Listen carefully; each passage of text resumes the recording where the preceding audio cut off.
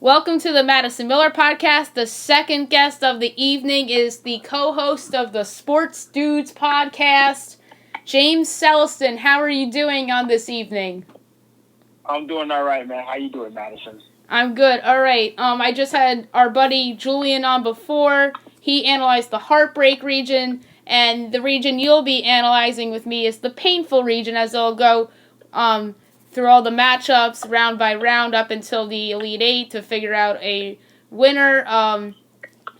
Like with Julian, the one team we differ on. Well, for Julian and I, it was Giants Jets. For you and I, it's Rangers Islanders. So there's going to be some Ranger moments, and obviously there's Islander moments that I felt were worse than Ranger moments. Just as a fan, like I said to Julian, like there's Jet moments I felt were worse than Giant moments, but obviously this is my bracket of pain. My teams are involved, and we have three teams in common, and it should be fun. And then after we go through the matchups, I'll tell you who I'll advance and then who Twitter advanced on the polls.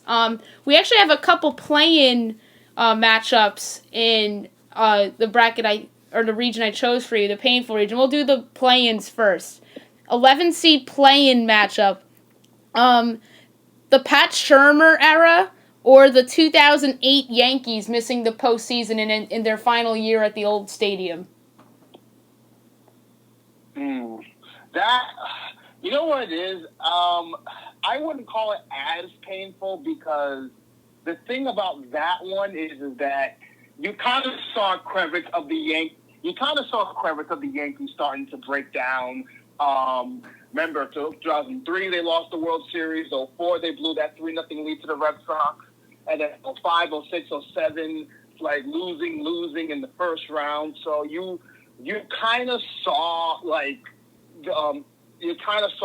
happening with the Yankees. So I wouldn't call it as painful to me. So it sucked, but I can understand where the pain would come in because it's the last year of the old stadium. Yeah, so you're going with the Shurmur era to advance or the old stadium? Or closing out the old stadium? What was the other one? The Pat Shurmur era was the other 11 seed in the play-in match. That one was brutal. That was completely brutal. I mean, Pat Shurmur was god-awful. I mean, the only thing that was semi-decent was the simple fact that Jones looked fine under when he was the head coach, but other than that, it was completely painful. It was so bad, and that one was more painful to me than the Yankee one, because that, as the points I mentioned earlier.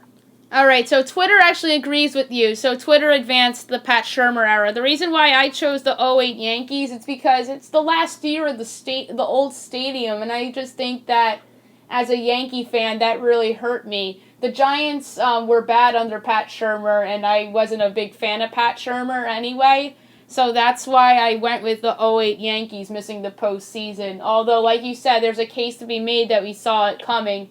Absolutely, we saw it coming. But I felt that way about Pat Shurmur as well. I just did not have much expectations for Pat Shurmur like I do with our new coach, Joe Judge, who I'm very intrigued by, which we'll get to another day. But yeah, the 16 seed play in the painful region. This one I think we're going to agree on. The 16 seed playing game, the one matchup or the one item, Giancarlo Stanton trade instead of signing Bryce Harper or Manny Machado, or Landon Collins drops the game-winning interception against the Patriots, and then the Patriots wound up kicking the winner Gostkowski, and they remain undefeated. Probably the Giancarlo trade more, because if I remember correctly, if I know this very well, I believe the Giants were not good that year, if I'm not mistaken. So, but boy, that Giancarlo trade, that awful contract, I have faith in him. I know Landon Collins should have made that pick, and that was really painful, and that was annoying. But that Stanton trade, and not only with Machado and then Harper, what you could have done is you could have gotten other players too instead of Stan. So probably the Stan one. I disagree with you. I'm actually going with the Landon Collins dropped interception. Yes, the Giants were not good that year, but had they won that game, maybe their season turns around. And the other reason why I'm advancing Landon Collins is because the Yankees are still a good team with Stanton, and they would have been good regardless of who they had in that big money contract spot. So I'm going to go with the Landon Collins dropped interception there. And the Collins dropped interception, I don't think stands a chance here as it's going up against a 1 seed. Very painful 1 seed for me and for you as well. Derek Jeter breaking his ankle against the Tigers. Oh my God! That one, the Derek Jeter one. Oh my God, that hurt me because we could have turned that. We needed Jeter that year. We needed, that one was more painful. No way to describe it. It was in the LCS after beating Baltimore. We were playing against the Detroit Tiger.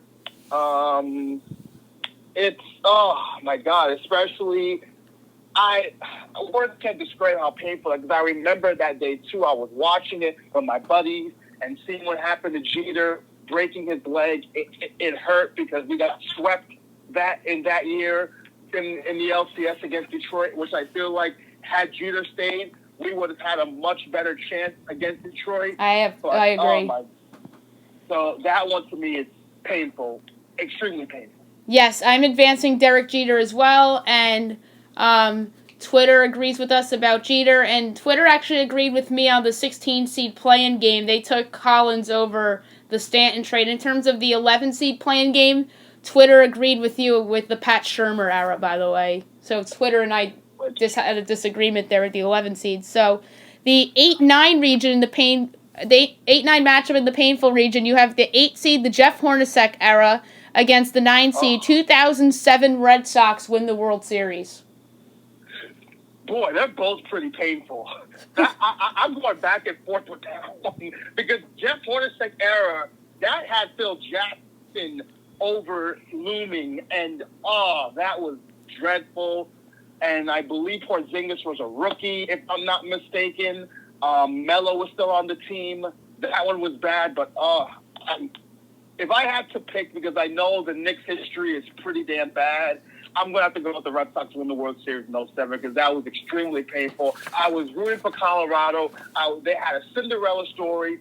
It would have been nice for them to finally win the World Series, and I'm going with the Red Sox in 07. That one was more painful.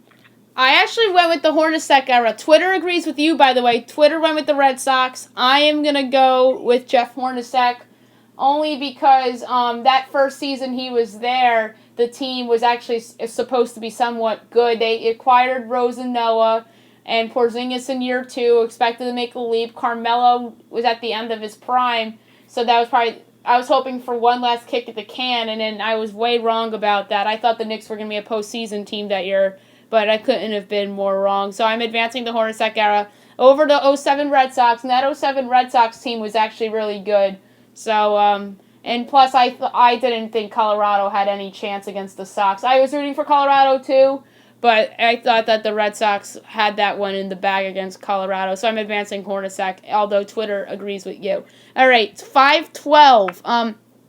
Reaching for Eric Flowers as your 5 seed and the 12 seed, Joe Girardi non-challenge against the Indians.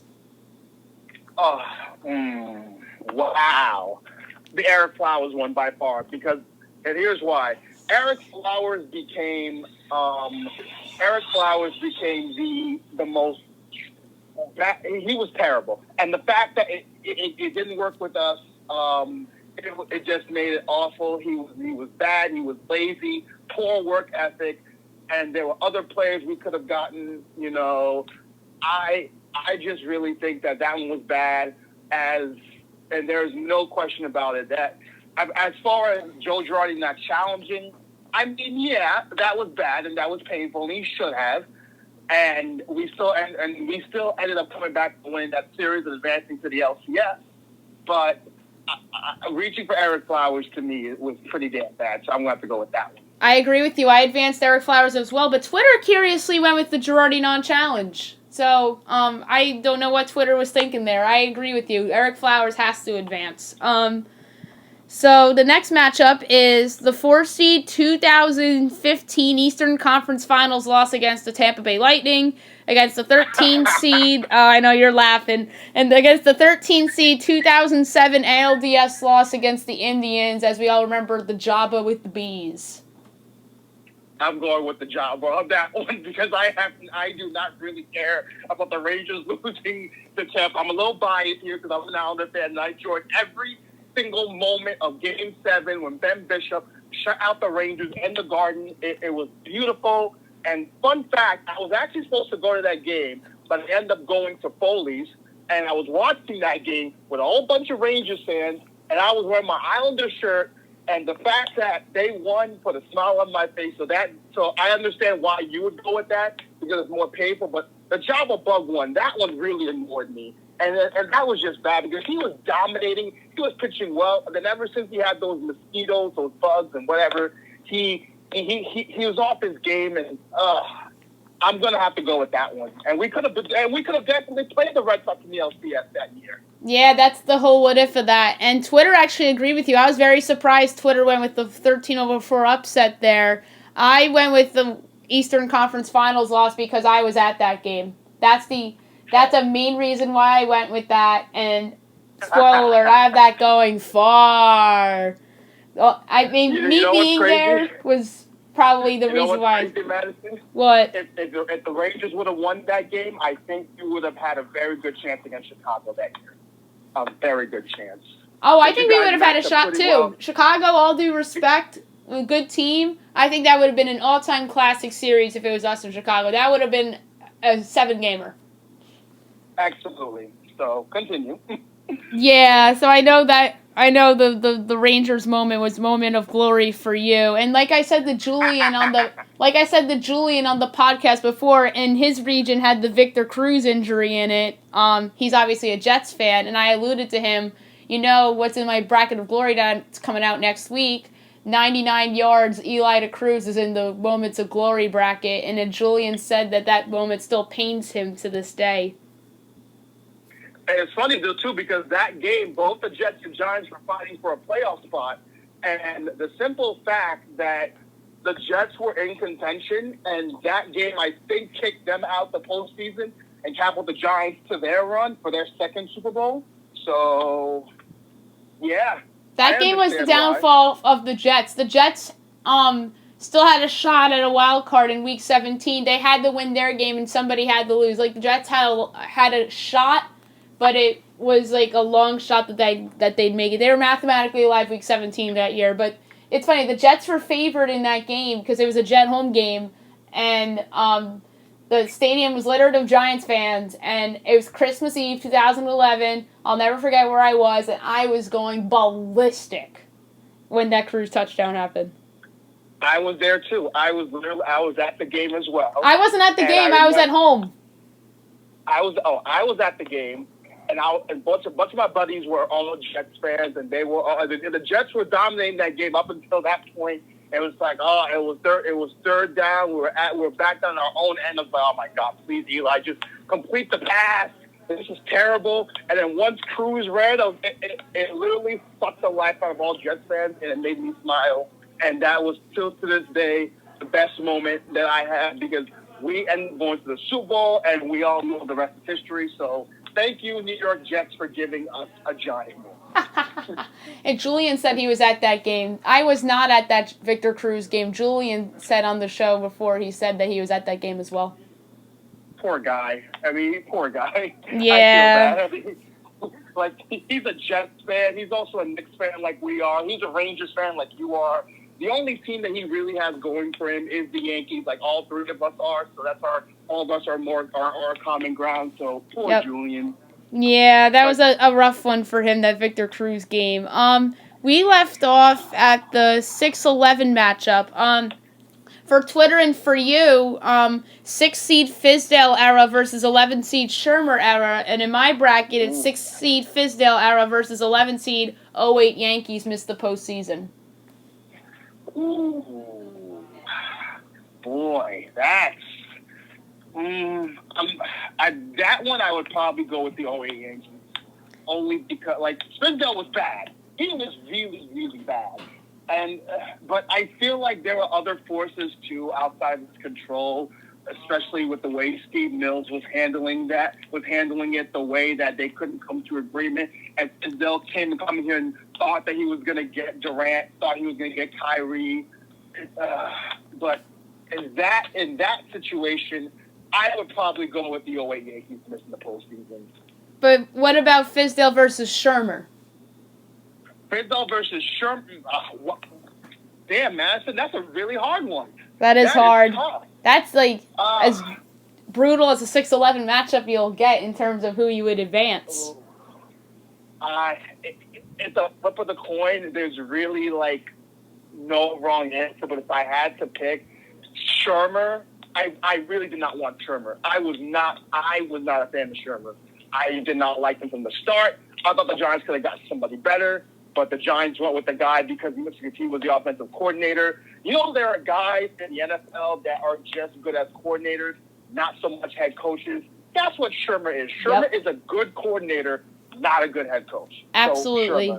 So you'd go Shermer over Fizdale. I went Fizdale over Shermer because I had expectations for Fizdale. I thought he was a good assistant under Spoelstra, had a good year at Memphis, and then I thought that the Marc Gasol thing, I thought Marc Gasol single-handedly got him fired, but I was way wrong about Fizdale. And like I said with Shermer, I was not a Shermer fan, so that's why I didn't even advance Shermer past the play-in game.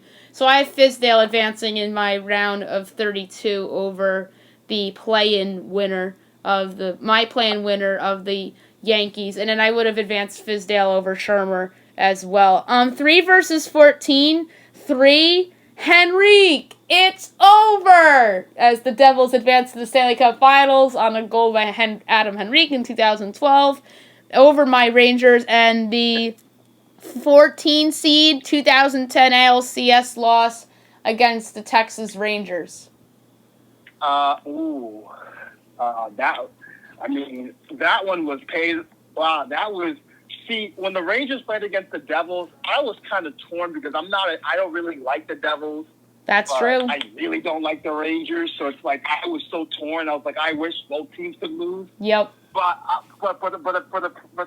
to answer this, probably 2010, because I really thought we had a chance to repeat. I thought the Yankees were going to repeat. I thought after 2009, I thought, all right, we're going to repeat, but my only fear, and I picked that because it was so upsetting. We lost in 6 games, and there are some games in that series where we could have easily won. I'm not sure if we would have beaten the Giants that year. I'm not sure. And plus, Texas went back-to-back, if I'm mistaken, 2010 and 2011. Yep, back-to-back World Series.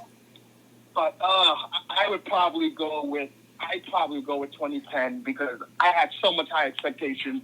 A-Rod was playing better, and I really, really thought that he conquered his whole season even after winning the World Series in 2009. And I thought, okay, this is time where A-Rod's going to put his fingerprint on being an all-time Yankee. He's still a great Yankee, but damn it, I had so much high expectations. So I'm going to go with the 2010 ALCS against Texas. I'm going with Henrique. It's over. Had the Rangers won that game, it would have been a Game 7. You never know. But that 2010 team, I, like you, thought they had a shot to repeat. But, the Henrique it's over goal was way more painful for me as a Rangers fan than losing in 2010 to Texas was. 7-10. Wait, well, yep. Go ahead. I said the only consolation I got from the Devils beating the Rangers is that the Devils lost to the Kings. So that was my only consolation prize I got. That's true. That was us Ranger fans' thing, too. They did wind up losing to the Kings. So 7-10. The Ben McAdoo era is your 7 seed, and the 10 seed reaching for Eli Apple in 2016. Easily reaching for Eli Apple. There is no question, because Eli Apple turned out to be a bust for us. I know he kind of resurrected his career somewhat when he went to the Saints and he played decently, but Eli Apple was a reach. There were so many other players on that board, and if the guy that you didn't want was there, you could have traded down and got more picks. That clearly, at least McAdoo, at least the Giants made the postseason. At least the Giants made the postseason that year with Odell and Eli and the Cruz. So at least that much, I will give that McAdoo that, because at least he did reach the postseason. So other than that, I'm going to go with Eli Apple. There's no contest. So many other players you could have gotten from that draft. So easily overreaching for Eli Apple. This was a tough one for me. I went with McAdoo because, they made the postseason in that year, but I thought that was sort of fluky. They won a lot of close games. Eli Manning started to decline a little bit, and that his good stats, I think, were replica of having Odell Beckham Jr. That defense was fantastic, and the defense was very good that year, don't get me wrong. But that next year was so bad, and that's why I had to advance McAdoo over Eli Apple. But it was a very hard call, though. I probably misseeded Eli Apple. I probably should have had Eli Apple as an 8 or a 9. Yeah, because it was just so painful because of the simple fact that in that draft, there were so many other good talents the Giants could have gotten. Or if they didn't, and I think they were trying to go for Leonard Floyd, if I'm not mistaken. Maybe I'm missing the boat.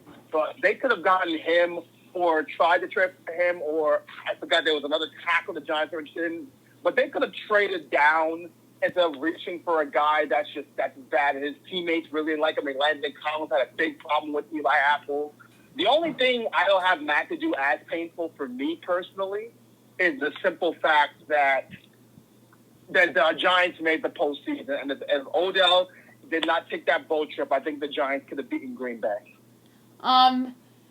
Yeah, that's a good argument. The boat game was actually in Julian's region. He actually went against it. Obviously, he's not a Giants fan. I actually picked the boat game loss. I underseeded that. I had that as a 13 seed in the Heartbreak region, and I had that going to the round of 32. But yeah, that's a good argument. But Aaron Rodgers was just otherworldly in that game, so I don't know how true that is. But maybe that game is more competitive. It would have been closer. Because Eli was playing well. It wasn't Eli's fault that the receivers were dropping passes. Eli was playing well. I think the game would have been a lot closer than what the scoreboard was. Absolutely. And then the issue in that game is that the Giants settled for field goals instead of touchdowns in the first half. That, I think, is really what set them back. And you're right, Eli gets too much blame for that game. Absolutely agree with you there. And the last matchup in the round of 64 in the painful region, 2 seed Deshaun Jackson game-winning punt return for touchdown. That pretty much captured the NFC East title for the Eagles against the 15 seed reaching for Frank Ntilikina. You know, these are both painful for me because we could have had Donovan Mitchell. Man, so this is hard because I was so angry. I was so livid. That cost Phil Jackson his job, and rightfully so. He deserved to get fired, rightfully so, for picking Ntilikina over Donovan Mitchell, really. But I think the Deshaun Jackson one is the worst because, first of all, I was at that game. And I was having fun. I was enjoying myself. It was 31-10, and then the collapse just came, and it was painful because we had a chance to make the postseason. We were playing well, and that one is painful because Eagles made the postseason. I'm not sure if we would have done anything in the postseason because again, Rodgers that year again was godly, but I personally did not. I personally hate Deshaun Jackson. I've never liked him as a player, not as a person. As a player, I hated him, and I still do. So that to me is way more painful because of my personal experiences. So I would put Deshaun Jackson.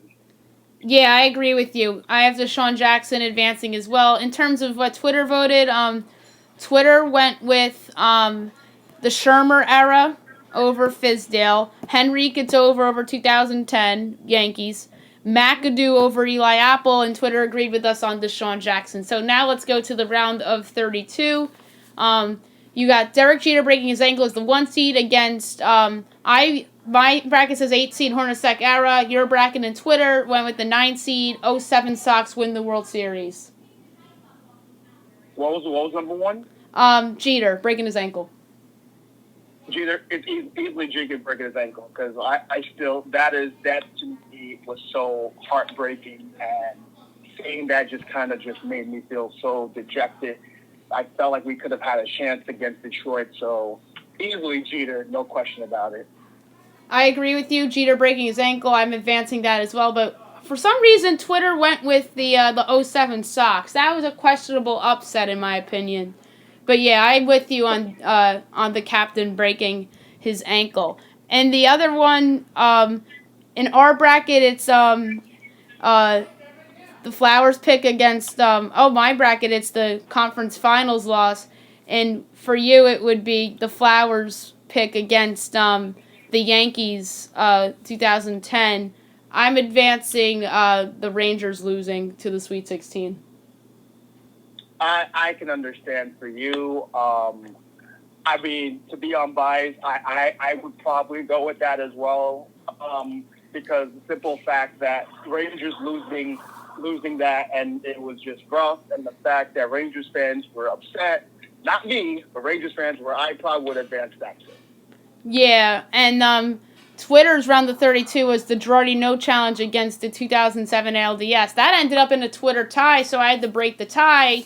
And I gave the edge to Girardi. I think Girardi non-challenge was worse than losing to the Indians, as weird as that sounds, because even though the Yankees wound up winning that Indians series against, but like I just said, the '07 Yankees, I don't know if they would have beaten the Red Sox or not, but I just was so mad when Girardi had the non-challenge, but that was a Twitter tiebreaker I had to break, but I don't have that in the Sweet 16. My Sweet 16 from that quarter is the 2015 Rangers losing to Tampa Bay.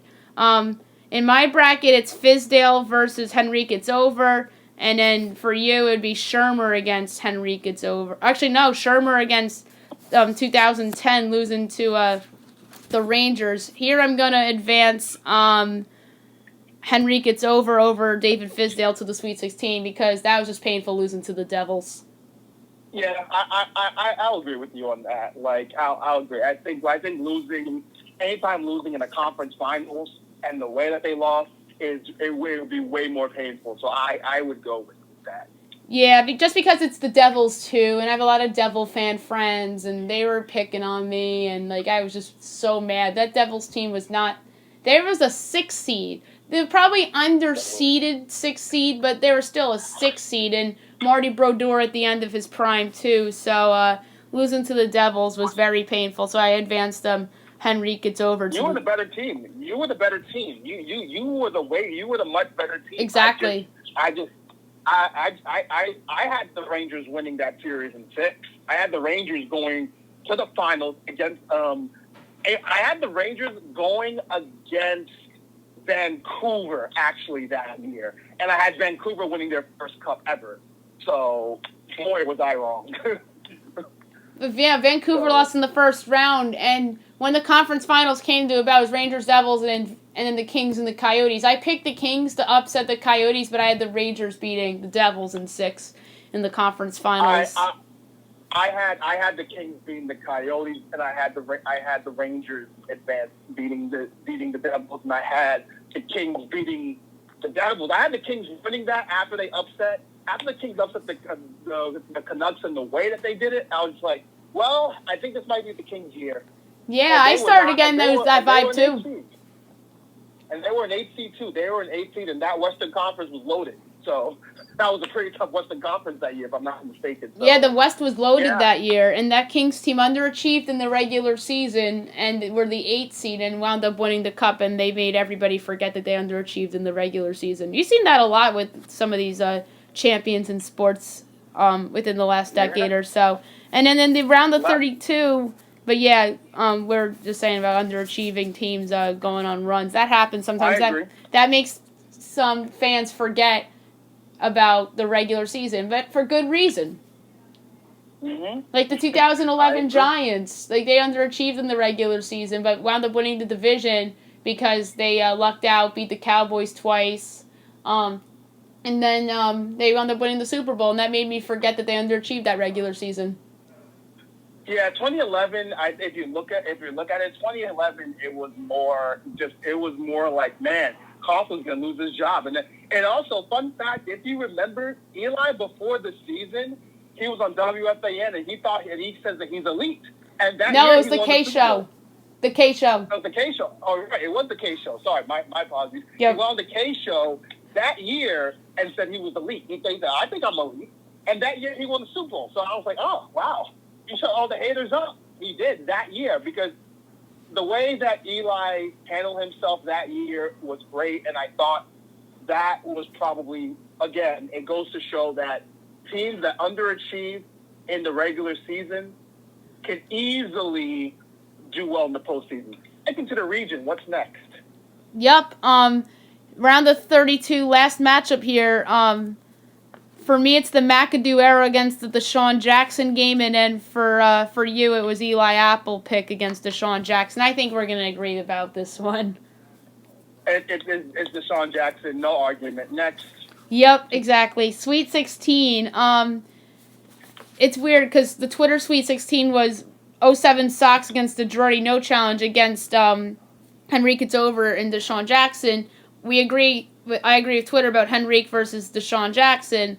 But my Sweet 16 other game was Jeter breaks his ankle against the Lightning loss. If I could pick, I would probably go with the Lightning loss because anytime losing in the conference finals is way more painful. I mean, technically, the Jeter break his ankle was heartbreaking, but just the way the Rangers lost after, by the way, they were down 3-2. They went into Tampa, scored 7 goals. I believe Brassard got a hat trick in Game 6. Yes, he did. Game 7, at your home. Rangers usually win Game 7, and you get shut out. Yeah, that was he was playing well that year. That series. Yeah, I was convinced the Rangers were going to win Game 7 too, and I was at that Game 7, so I have to advance that over Derek Jeter breaking his ankle. And then Henrique It's Over against Deshaun Jackson's the other regional semifinal. Again, as painful as Deshaun Jackson was for me, it's a conference finals loss, the way the Rangers lost, the fact that the Rangers were a better team than the Devils. I'm advancing that one over, easily advancing. Deshaun Jackson still pains me because the Giants could have made the postseason that year, and they were on their way to making the postseason until that game. But a conference final loss is way more painful than a regular season loss. I agree. I advanced Henrique It's Over as well for 2 reasons. It's because it's the Devils, and then obviously the Giants wound up bouncing back and winning the Super Bowl the next season, so I took Henrique It's Over. And Twitter actually advanced Deshaun Jackson, and then Twitter's painful regional final was the 07 Sox against Deshaun Jackson, and then mine is Henrique It's Over, the 3 seed against the 4 seed, losing to the Lightning in 7 in 2015. Oh. So it's Rangers versus Rangers in the regional final in the painful region. If I had to take a guess, I'm just going to take a guess. Because if I had to take which one was more painful, I think losing to Tampa was more painful because you lost Game 7 at home, and the fact that you were there, I'm going to have to go with that one more than the Henrique one. I know it's the Devils. I know you hate the Devils. You have a lot of Devils fans. I have a lot of friends that are Devils fans as well.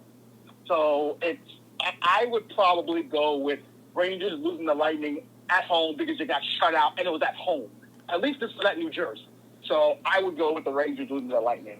I agree with you. I advanced losing to the Lightning into my Final 4, and want to know what in Julian's region went to the Final 4? What? 1 pick away from Stephen Curry as a 2 seed. I totally forgot about. Well, he's a Knicks fan. I totally forgot about that. That advanced in my region, and then Julian actually would have picked Aroldis Chapman giving up the walk-off to Altuve. That's what he would have picked for the Final 4. and in the region he analyzed, I chose the Curry. I say for me, and again, the reason why I'm advancing conference finals is it doesn't make me a Rangers fan because everyone knows that I hate the Rangers. I'm a diehard Islander fan. I value conference finals losses or playoff losses higher than regular season losses.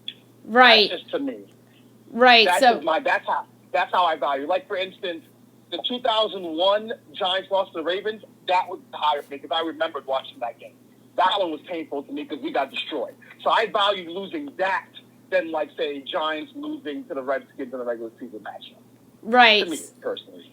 So, yeah, for the painful region, the winner that went to the Final Four was a 4 seed in my bracket, the 2015 Eastern Conference Finals loss against the Tampa Bay Lightning. I will actually take a picture of my bracket and send it to you. And just don't share it on Twitter. I'm going to share it on Twitter early next week. I told Julian I'd do the same for him. A couple quick hits before we go. Got to be quick here. Yes or no, will there be a Major League Baseball season? At the end of the day, I'm still going to say yes because of the major implications that could have to the sports. At the end of the day, I'm still saying yes, but when? I agree with you. I think it's a yes, too. Julian said that he thinks it's a 60-40 yes. I am thinking it's a 55-45 yes, so I'm going a little bit lower on the percentages than what Julian thinks. The plans for the NBA and the NHL, do you like them? I like it, especially in the NHL. I like the fact that the teams that are outside the playoffs, like my Islanders and your Rangers, I like the idea. It makes it more, actually makes it a lot more challenging to win the cup. Because people think, 24 teams. It makes it easier. No, it makes it harder because now you're basically too much grueling and every game is intense. So I like the idea, and I know why the NBA did it, because the NBA did it because they wanted to get Zion in. I understand that. And for the NHL, and think about this for the NHL for a second, and I know it's quick, but think about this for a second. You got both New York teams, you got the Montreal Canadiens, and you got the Chicago Blackhawks. You got 5 out of the 6 original 6 teams in the postseason. Do not tell me NBC is going to be drawing eyeballs and ratings because you got the original 5 of the 6 original 6 teams in the postseason. Plus you got the Rangers. Plus you got the Alex because you know the New York market's going to be watching that tremendously. So yes, I like the idea. I'm for it. Yes, I'm for both as well, and I sound a little selfish about the NHL one because obviously, like we said, our teams are involved in it. And then lastly, before you go, anything planned for sports dudes coming up? Yes.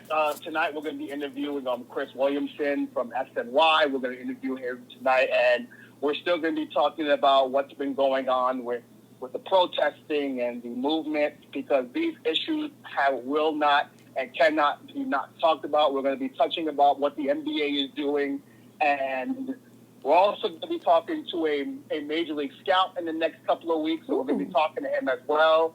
So, and we're trying to book Chris Canty to come on at some point. So we're trying to book some more guests and talking again what's going on in the world, the protesting and everything what's happening, because we don't shy away from the issues that's been going on at hand. It's more these things have to have a discussion. But yeah, we're going to be talking more about the sports coming back. And the big question we're going to discuss is Rob Manfred the worst commissioner in sports? That's going to be a debate that we're going to be having tonight. Absolutely. That is a really good debate, and I addressed all the issues that are going on in our country on the show on Monday and on Friday as well. And obviously you've seen my social media posts about it as well. And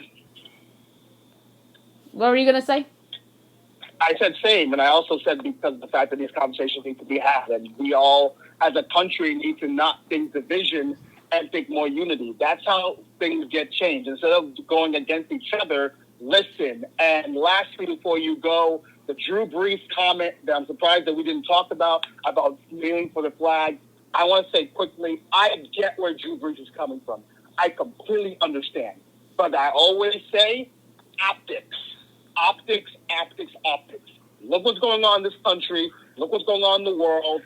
This right now ain't the time right now, because a lot of his teammates, including his receivers, Michael Thomas, Emmanuel Sanders are getting at him, and Malcolm Jenkins. So Drew Brees is on the hot fire after his comments. Yes, I forgot to mention that as well because that was like just breaking as I was on with Julian, and I didn't even get that with him either. But yeah, I totally agree with you about Drew Brees. I absolutely 100% agree with you on that take as well. And I hope you have a great night, and I'm looking forward to listening to your show. Thanks, Madison. Take it easy.